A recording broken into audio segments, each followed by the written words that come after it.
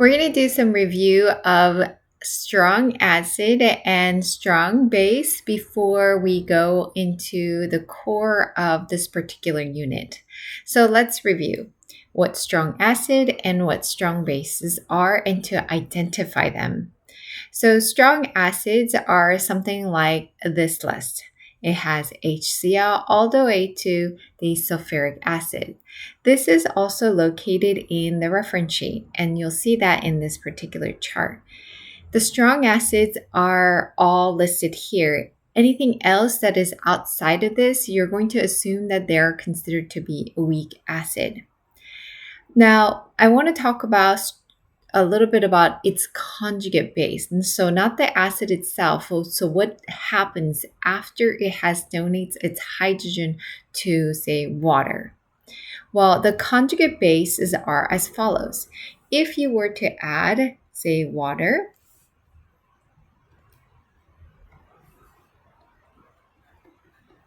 and the hydrogen has been donated to that water, then its conjugate base would be Cl minus.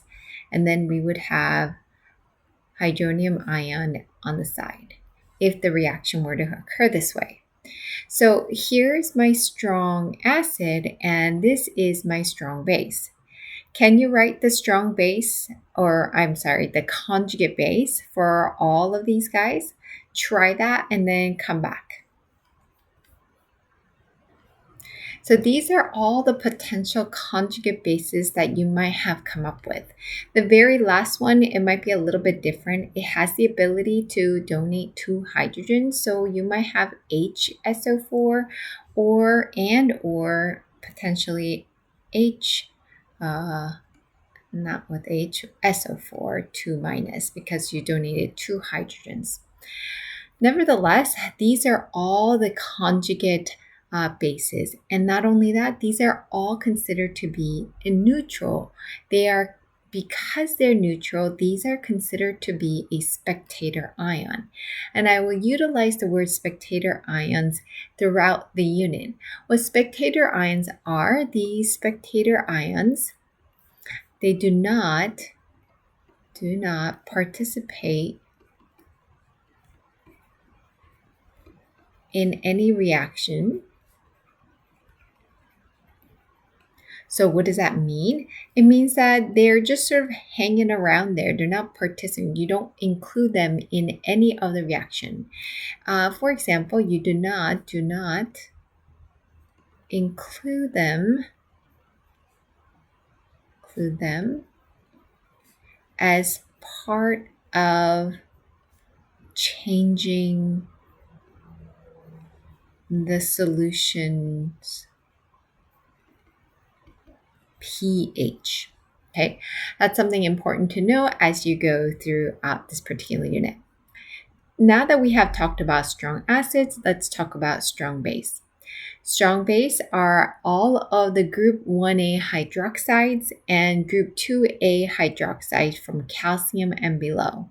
So you might find this in your reference sheet, and it'll say strong base. If it has a group 1 metal like sodium, and then it has hydroxide, so here's my sodium hydroxide, then we know that this is a strong base, has the ability to accept the hydrogen quite a bit. For other guys, right, you can also have calcium hydroxide, and that's your 2A group metals from calcium and below. So what do I mean by calcium and below? I'm going to show you a periodic table. So if it has these guys attached to it, okay, plus the hydroxide, then that means that it's going to be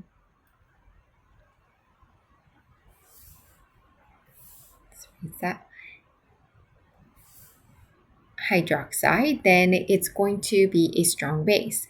From calcium and below, like this, from calcium and down, okay, all of these guys attached to hydroxide will be considered to be a strong base. If there is a strong base, then once it reacts with water, then there must be its conjugate acid, and that is true. Same for the previous side where we had strong acid, it has a conjugate base.